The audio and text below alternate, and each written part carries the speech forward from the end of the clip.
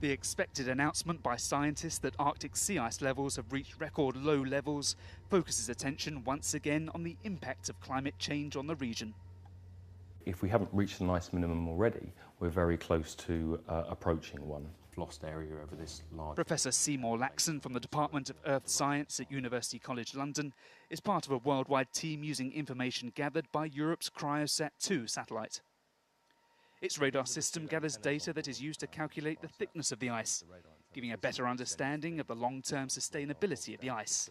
Sometimes the radar bounces off the surface of the ice, sometimes it bounces off the water in between the ice flows.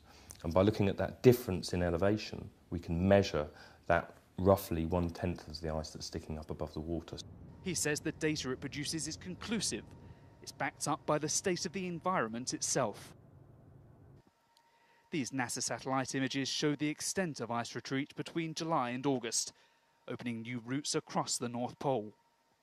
Last week, the Chinese icebreaker Zhulong, or Snowdragon, made history. With around 60 scientists on board, she became the first ship to use the newly opened shipping lanes to get from China to Iceland. To our astonishment, the Northern Sea Route is almost, I think, most part of the Northern Sea Route is open. 2012 has seen records set for heat and drought in much of the Northern Hemisphere temperate zone. Dr. Laxon says there may be some connection between the two climate extremes, while conceding science is still trying to fully explain the link.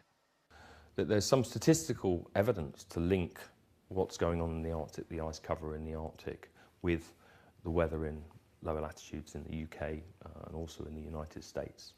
I think it's fair to say that we still don't fully understand the processes that might be linking those two things. Arctic ice has been shrinking steadily in recent decades, threatening wildlife and the livelihoods of indigenous people. But the US National Snow and Ice Data Center says the decline in Arctic sea ice has happened much faster than projections set by the UN 5 years ago. The new record is expected to be announced by the end of this month.